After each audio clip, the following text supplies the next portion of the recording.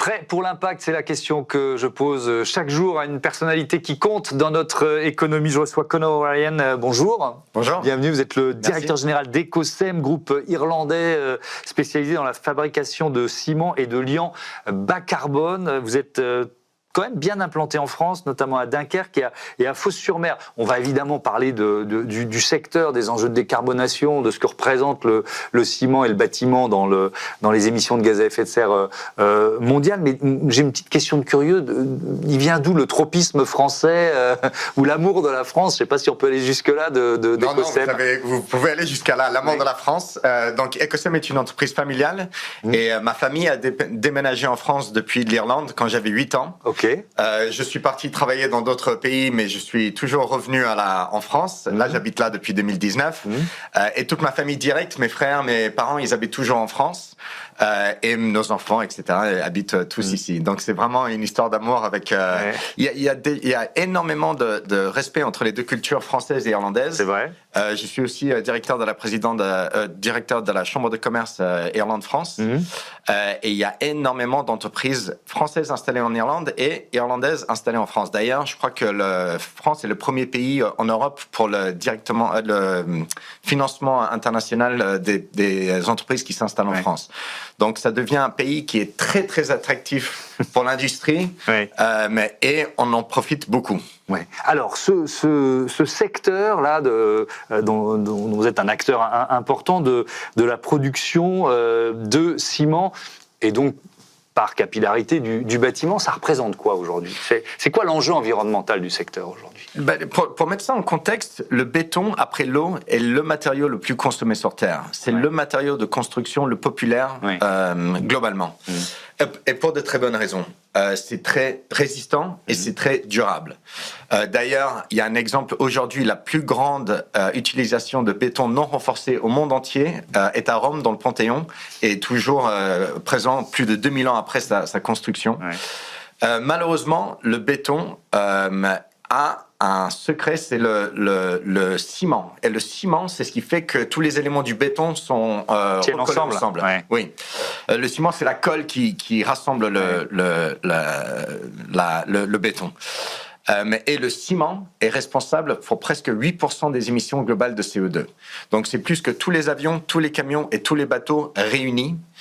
Donc c'est un problème très sérieux qu'il faut adresser. Donc c'est un levier de transformation qui est lui aussi très important, c'est ça qui est intéressant. Exactement, et vous avez des pays en voie de développement qui ont besoin de béton. Nos sociétés reposent sur le béton.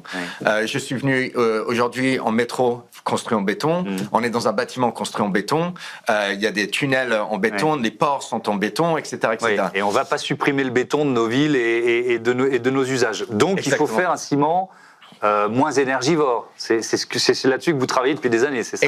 Exactement, vous avez entièrement raison. Et la raison, donc, les économistes pensent qu'il va y avoir l'équivalent d'une ville de New York en béton construit tous les mois jusqu'à 2050. Donc, il faut absolument décarboner ce matériau pour pouvoir réduire nos émissions de CO2, et il faut le faire à l'échelle globale. On est présent sur le marché européen, mais ce n'est pas suffisant. Notre technologie, on était juste un producteur de matériaux bas carbone. Maintenant, on a créé une technologie bas carbone qui peut être appliquée à toutes les cimenteries à l'échelle globale et qui peut donc décarboner de 70% des émissions globales de CO2. Et c'est une technologie qu'on a créée en France, en partenariat avec des universités françaises, l'ENS Paris-Saclay et l'INSA de Toulouse, par exemple. Et on vient de finir l'investissement. Depuis juillet, on est installé dans notre nouveau labo de recherche et innovation, aussi installé en France, notamment grâce au crédit impôt recherche qui existe en France, qui nous a fait choisir la France plutôt que tous les autres pays où on est présent. Et là, on vient de finir l'investissement de 11 millions.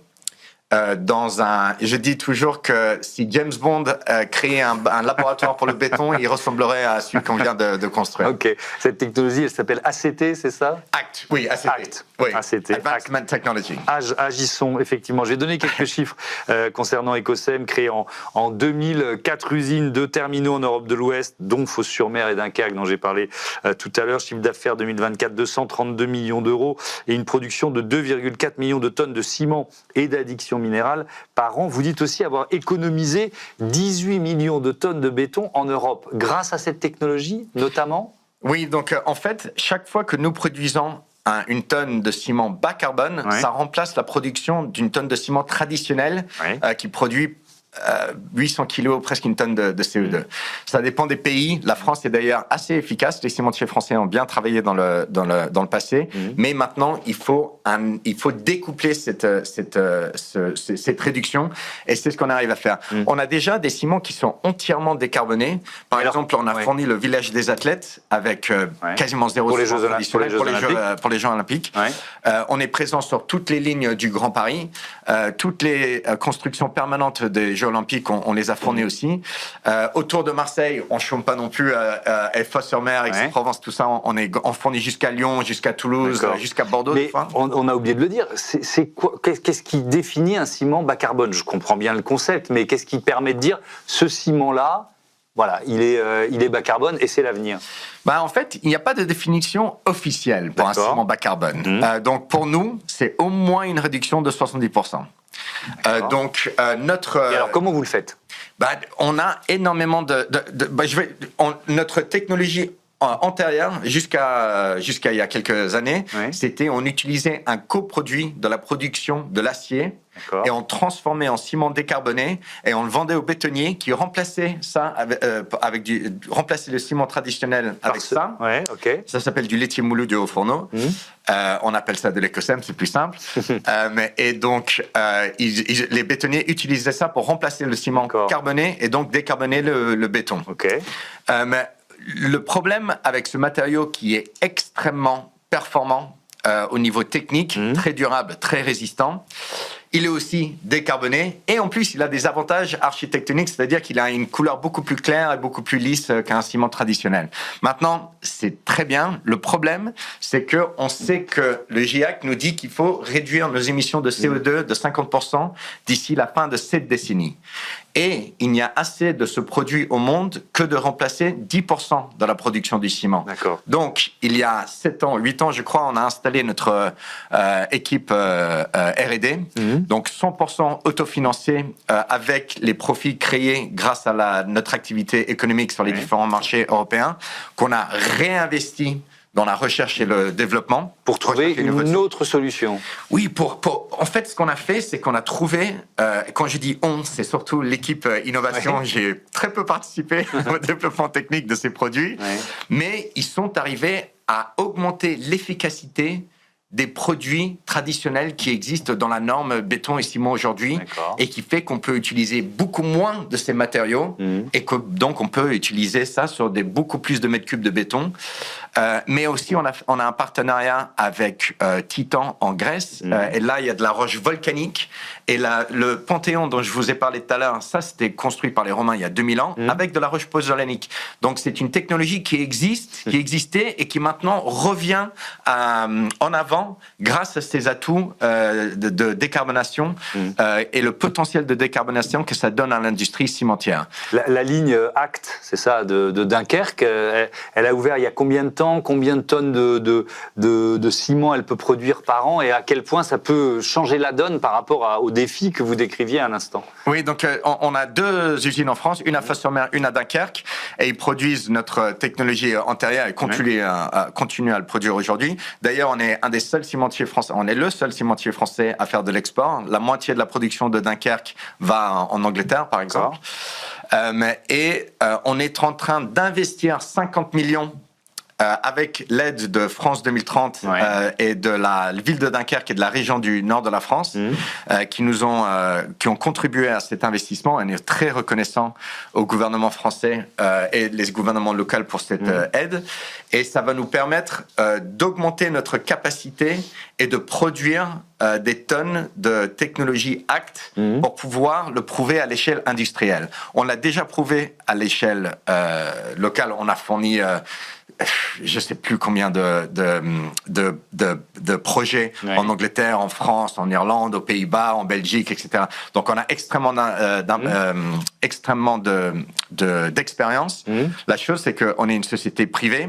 en survie grâce à notre performance économique. Et pour réinvestir cet argent, il a fallu qu'on crée d'abord. Oui. Et je dis toujours qu'on a un excellent accompagnement de nos banques françaises, mais je dis toujours, pour emprunter de l'argent, il faut d'abord prouver qu'on n'en a pas besoin. Effectivement. Et donc là, j'essaye de bien comprendre, mais pour aller plus loin, toujours par rapport à l'objectif que vous disiez, c'est-à-dire là, il y a quand même besoin d'un soutien d'argent public pour essayer d'aller encore plus loin, de passer encore plus à l'échelle, c'est ça ?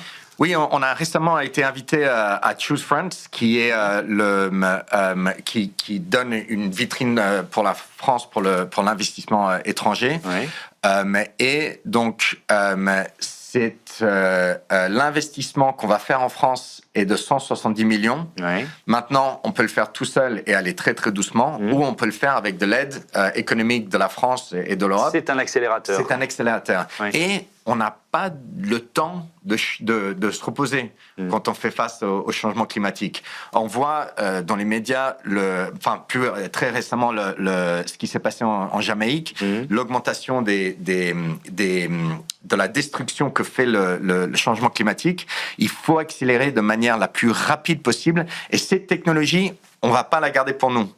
L'intérêt de cette technologie et l'avantage principal de cette technologie, c'est qu'elle peut être appliquée à n'importe quelle cimenterie du monde, très très rapidement, et sans coût supplémentaire par rapport à la production de ciment. Donc ça veut dire qu'elle sera en open source, cette technologie? Elle ne sera pas en open source il y aura quand même un...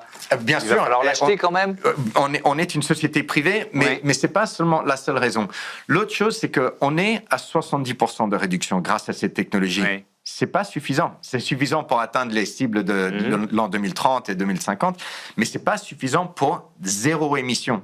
Donc, notre laboratoire qu'on vient de finir de 11 millions et nos partenariats avec les unités françaises, européennes, on a aussi des partenariats avec 11 universités à travers le monde, mais il faut qu'on crée acte 2. Acte 3, acte 4, pour arriver à zéro CO2.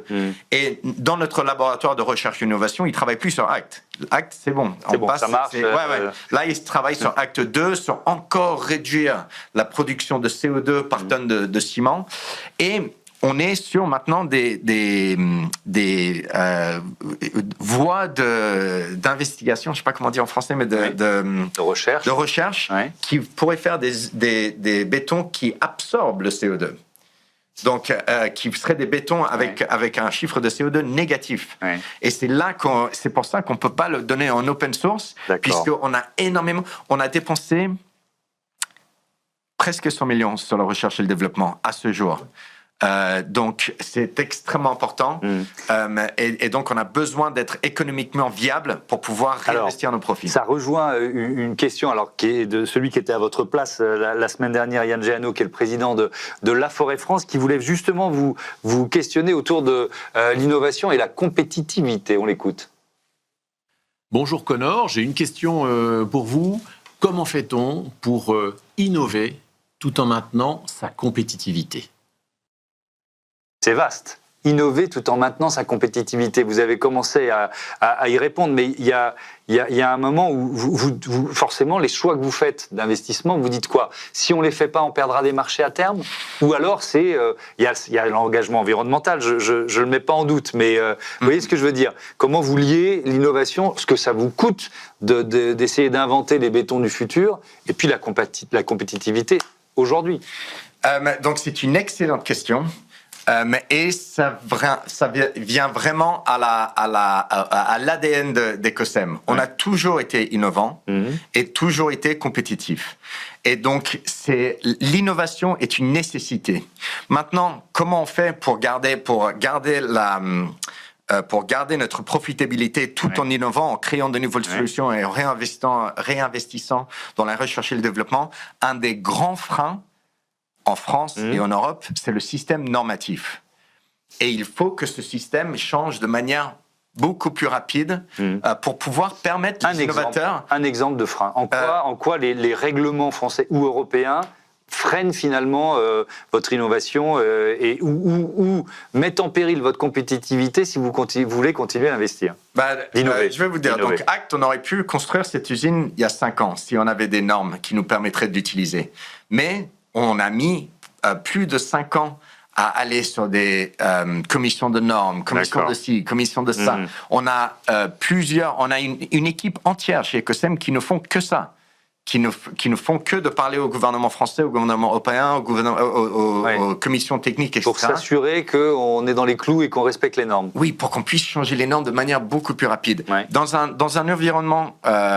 et l'Europe, la France, l'avantage de ces technologies par rapport à la France, c'est que la France va économiser des millions de tonnes de CO2. Et ça va être économiquement très important.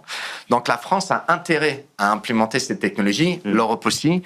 Et donc, faire être attractif pour les innovateurs nécessite dans toutes les industries, dans tous les trucs de pouvoir accélérer ces systèmes. Sinon, on va les perdre aux États-Unis. Par exemple, la norme de ACT, on n'a même pas de système de production aux États-Unis, on a déjà une norme aux États-Unis.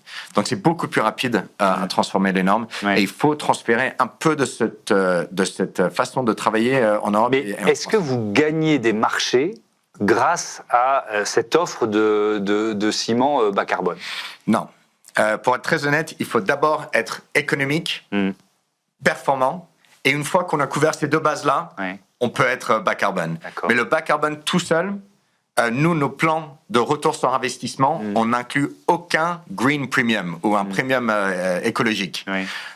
Il faut faire face à la réalité, et à la réalité aujourd'hui, c'est que les marchés, quels qu'ils soient, ne sont pas prêts à payer pour des produits bas carbone s'ils sont plus chers ou moins performants. Et donc, on travaille dans cette réalité, et heureusement, on a réussi à faire des produits qui correspondent à tous ces critères. Vous dites à propos de cette technologie ACT, il ne s'agit pas seulement d'une solution, mais de regarder plus loin que ça. Seule une approche globale peut faire diminuer les émissions dans un des secteurs les plus polluants. L'approche globale, ça veut dire quoi? Ça veut dire les ressources naturelles, la consommation, votre propre consommation d'énergie, je ne sais pas, la consommation d'eau, par exemple. Qu'est-ce que vous entendez par approche globale? Toutes les choses que vous avez dit. mais l'approche globale, il y a l'approche globale, donc la réduction de consommation de produits polluants. Mais l'approche globale, c'est-à-dire que si on fait 0 CO2 sur chaque tonne en France, ça ne change rien au changement climatique. Il faut que cette technologie soit applicable partout dans le monde. Et il faut qu'elle soit partagée partout dans le monde de manière la plus rapide possible. Maintenant, on a un avantage, c'est que cette technologie est aussi économique par rapport à la production d'un ciment traditionnel. Donc même si le CO2 n'était pas... Parce qu'on est plus efficace. On augmente l'efficacité des matériaux. Et donc même si le CO2 n'existait pas, on a quand même inventé la meilleure façon économique de fabriquer du ciment. Donc quand je dis on, c'est encore une fois notre équipe recherche et innovation qui a fait ça. D'ailleurs, ce labo-là, vous avez dit James Bond s'y reconnaîtrait. Qu'est-ce qu'il a de particulier? Il est dans l'Essonne, ce laboratoire. Oui, il est incroyable. Il est 5 fois plus grand que notre laboratoire traditionnel. On a tous les équipements qui nous permettent de créer les nouvelles performances et surtout de les tester et de les tester en grandeur nature. C'est-à-dire, il faut pas, quand ça marche dans un labo, c'est 10% du travail. Il faut le faire marcher dans le vrai monde, dans les vraies conditions climatiques, hiver, été, mouillé, sec, etc., etc. On a aussi un broyeur expérimental qui nous permet d'utiliser des produits qui ne sont pas encore reconnus dans la norme ciment, qui ne sont pas encore acceptés par les cimentiers. Par exemple, il y a quand les sidérurgistes vont basculer vers des fourneaux à arc plutôt que des fourneaux des blast furnaces, des hauts fourneaux, on va pouvoir utiliser ce coproduit. On sait déjà le faire. Mais pour augmenter notre vitesse à laquelle on peut implémenter ces solutions techniques dans le vrai monde, il faut qu'on ait la liberté de broyer ces produits. Et c'est ce qu'on a avec notre nouveau labo à Chili. C'est-à-dire que vous anticipez. Pour l'instant, c'est pas légal. Ou en tout cas, ça n'a pas été normé, réglementé, mais vous vous dites ça viendra forcément, c'est ça? Oui, on a une blague chez Ecosem, c'est qu'on a toujours 20 ans d'avance sur le marché. Et c'est presque négatif des fois, parce qu'en 2007-2009, c'était un désavantage de s'appeler Ecosem, parce que personne voulait de l'environnemental. Il voulait du prix et avec de la performance. Donc, c'est d'ailleurs mon père qui a créé la société, qui a eu cette vision quand il a vu le traité de Kyoto. Et on est en avance, il faut qu'on soit en avance, parce que le temps de créer cette solution et de la faire passer par le système normatif, il faut au moins 5 ans. Donc il faut qu'on commence déjà hier à travailler sur les projets de demain. Oui. Mais alors je reviens au secteur du bâtiment, vous disiez c'est quand même d'abord le prix. On est quand même dans un secteur, on avait la question d'un des professionnels de l'immobilier avec le patron de la Forêt France tout à l'heure, Yann Géano, mais c'est un secteur en difficulté, le secteur du bâtiment, en France notamment. Donc, en France, en ce moment, oui. Donc, est-ce que ils vous regardent de temps en temps, disant, vous êtes bien gentil avec vos solutions bas carbone, mais c'est pas notre priorité. Vous voyez ce que je veux dire? J'ai bien compris votre argument, qui consiste à dire, on est d'abord au prix du marché, on est efficace, on a un produit qui marche, etc., etc. Mais est-ce qu'ils vous prennent pas un peu pour un extraterrestre de temps en temps? Pas du tout. On a énormément de support de l'industrie française et des constructeurs, parce qu'ils savent que il n'y a peut-être pas de réglementation aujourd'hui, mais elle va venir demain. Et eux, ils veulent être prêts aussi. Et eux aussi, ils ont des énormes targets, ça se dit en français. Des objectifs. Des objectifs, merci. Des objectifs de décarbonation. Et ils sont très sérieux à ce sujet. Un de nos actionnaires, Saint-Gobain, par exemple, a d'énormes projets de décarbonation grâce, entre autres, à nos technologies. Mais Vinci, Bouygues, Eiffage, tous ces acteurs travaillent avec nous pour contribuer au développement de ces technologies. Et d'ailleurs, l'État français, à travers le Grand Paris, par exemple, nous permet d'appliquer des solutions innovantes. Parce qu'ils mettent un critère, pardon, vous interromps, ils mettent un critère d'éco-conception ou de bas carbone dans les matériaux qui vont être utilisés sur les chantiers du Grand Paris, par exemple. Oui, et ils ont un énorme pouvoir et qu'ils utilisent de très bonne façon. C'est-à-dire, en tant qu'acheteur, on peut insister, on peut demander une augmentation de performance à nos clients pour les faire travailler dans le bon sens. Et ils prennent cette responsabilité très au sérieux. Donc le Grand Paris, les gens qui ont construit les Jeux Olympiques, Sodeco, je crois, et donc ils ont donné à leurs fournisseurs d'énormes objectifs de décarbonation qui a fait qu'ils ont travaillé pour atteindre ces objectifs, pour avoir ces marchés. Donc je suis très content de dire que l'ambiance en France, l'atmosphère en France est très ouverte à solutions, pas seulement aux nôtres, mais aux solutions de décarbonation en général, et qu'on travaille dans le bon sens. Maintenant, on ne va pas assez vite. Il faut accélérer cette décarbonation. Alors, je reviens à cet enjeu justement de réglementation, de poids de l'administration en France. Je ne sais pas si vous avez vu ce film L'Inconnu de la Grande Arche, qui raconte, c'est une histoire vraie, le destin de cet architecte danois qui remporte l'appel d'offres à la surprise générale pour construire la Grande Arche de la Défense. Bon. Et qui arrive en France et qui se retrouve confronté à pas mal de délices de la politique française, mais aussi de l'administration française, de solutions qui lui semblent parfaites, qui sont mises en œuvre aux États-Unis et qui sont interdites en France, par exemple. Est-ce que vous êtes encore confronté à ça aujourd'hui? Je dirais que le système normatif a ses problèmes, mais de manière générale, les ingénieurs français, je pense que la Grande Arche de la Défense, c'est 90, 80... Ça fait longtemps. Ça commence au début des années 80. Donc, et l'inauguration, c'est 89. Oui, mais vous avez des projets en France qui sont incroyables. Le pont de Millau. La société le Grand Paris, c'est des projets qui demandent une ingénierie et des solutions inventées sur place, etc.